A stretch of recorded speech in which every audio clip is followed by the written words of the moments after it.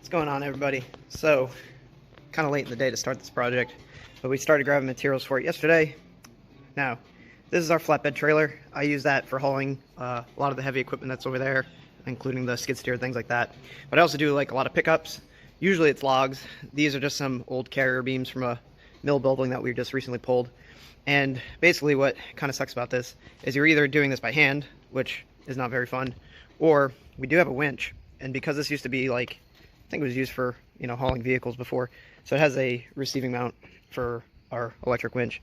Now that works pretty well because this tongue right here is slanted down, so it's pretty low to the ground, but you still have a difference in height. So even if you have the winch around the object and you're pulling it up, it'll sometimes catch that little lip, and it's just really annoying.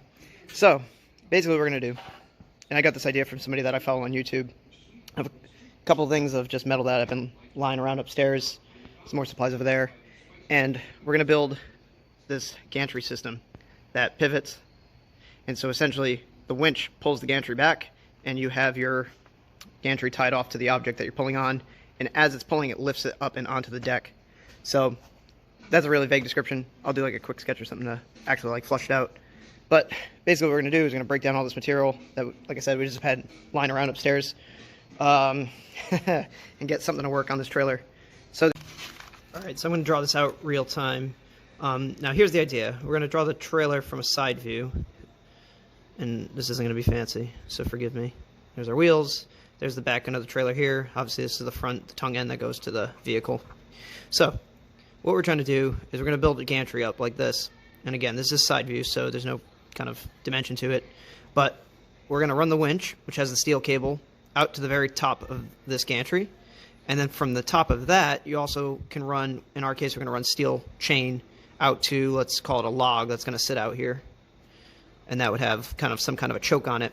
So when you pull this in, this is attached here to those circle things that we have. We'll call them brackets. And that's a pivot point for this gantry system to move back and forth like that. So as it pulls its load, it lifts it up higher. And then once it gets to a certain point, let's say over here, that log is now sitting on the trailer, enough to just take that off and then pull the rest right onto the deck of the trailer.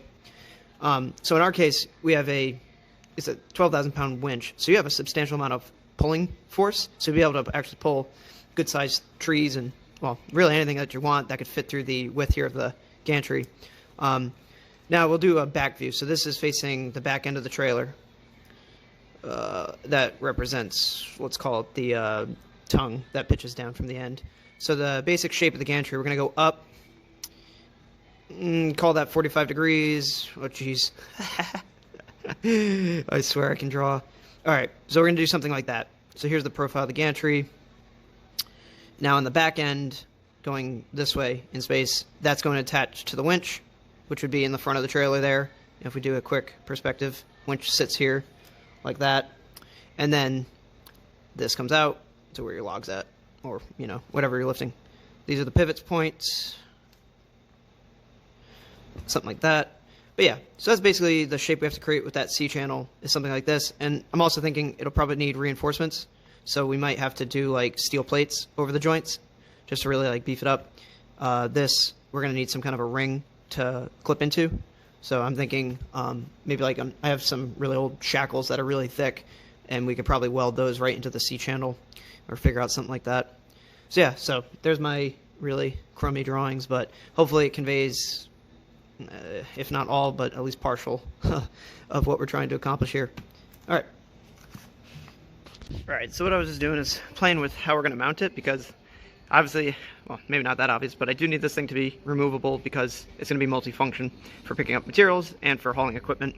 So I'm thinking it's only going to be about 6 feet tall. I think that's enough of a pivot point to draw it back enough onto the table or the bed, so then you can winch it on.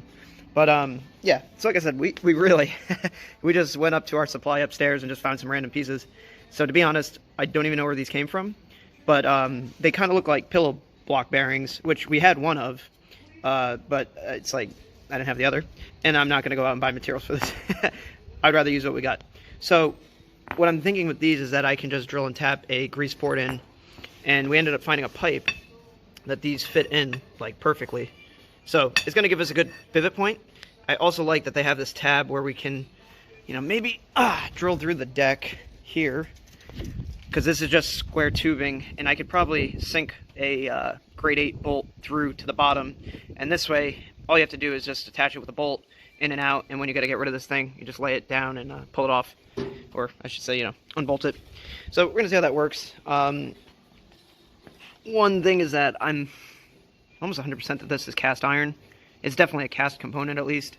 If it is cast iron, although I don't think I'll actually need to weld to it, but if I were to have to weld to this, then it's like I'm a little limited, and maybe I have to braze something, or I think you can arc weld cast iron.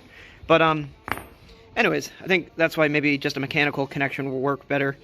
And other than that, though, my only other concern is that that one connection isn't going to be strong enough, because it shouldn't be too much load. Most load would be down because it's a pivot point or something like that. Alright, I'm going to find out. Alright, so I think we might be in luck with these.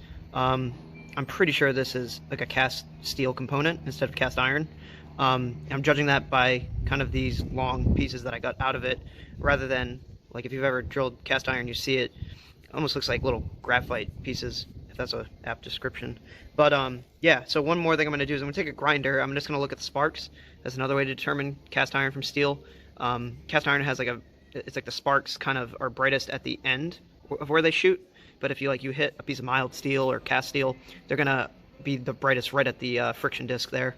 But if this is steel, that's so much better. That means I can just weld it right to mild steel without any issues, and if I need to make repairs, it's going to be a lot easier, because working with cast iron or trying to mix between cast iron and mild steel is a little trickier. So that'd be actually really good. So we're going to go find out. I'm going to hit it with the grinder really quick.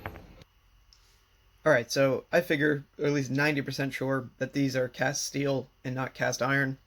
And I'm just basing that on the spark profile when I was grinding, and also the chipping that I saw when I had drilled it.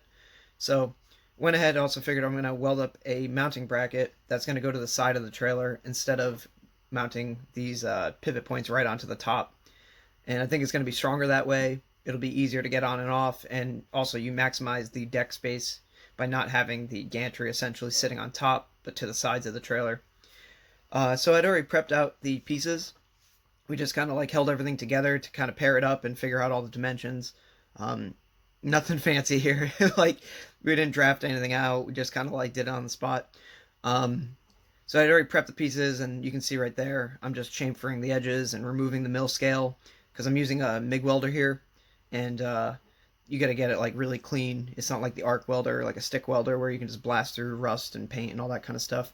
So you can see there, they're okay welds, and that's kind of the general form, but nothing crazy. Alright, so I just got those two, we'll call them brackets, all welded up and fabricated. I'm not going to do any cleanup work yet, just because we're going to test fit these to the trailer. But conceptually, what we're going to do is we're going to take this, and this is going to be a faceplate. I have to be careful, this is really hot. We're going to do 4 bolts, so there and there, 2 on each side. And that's going to go right to the side of this trailer over here on both sides. So what we'll do is we'll face it up here, so that where we're going to insert the peg would be floating there, and we'll just do the 4 bolts just like that. And this is square stock. Well, it's more like a rectangle, but what we're going to do is, after we drill those holes so that they line up with the plate, we'll weld a nut in the back, so that all you have to do is push the bolt through the first hole and thread it in on each 4 of them, and then you just have those 2 holes mounted to the side, and we'll take the entire gantry. We'll be able to put it on and off just like that. So that way we maximize the deck space back here to be able to bring stuff on. It makes it so that we can take this off when we need to, which would be probably more often than not, so meaning we'd probably have it off more of the time. But we'll just have that as a nice feature that's hidden. It doesn't add any kind of profile to the trailer itself, which already has a lot of stuff poking out anyways, so it doesn't need anything else more. Whew. Alright, so I don't know if I'll call it there for today, because it's getting kind of dark, but next step is to start taking that C-channel that we have laid out, and we're actually going to figure out, how tall and to what angle we're going to weld this thing up. So that's probably going to be the second step, and then, peg it in with that round bar into these holes, get it all lined up. Then we'll worry about the system that actually fastens, to the gantry, to the, we'll call it the load, which whatever it is, logs, trailer, whatever. So yeah, So we'll try to break this down into 3 or 4 steps. Maybe the 4th step would be just finishing, so painting it, making it all look good. But pretty good for a late start in the day, and didn't kill myself, and well, it all came out good, and yeah, pretty happy with it so far.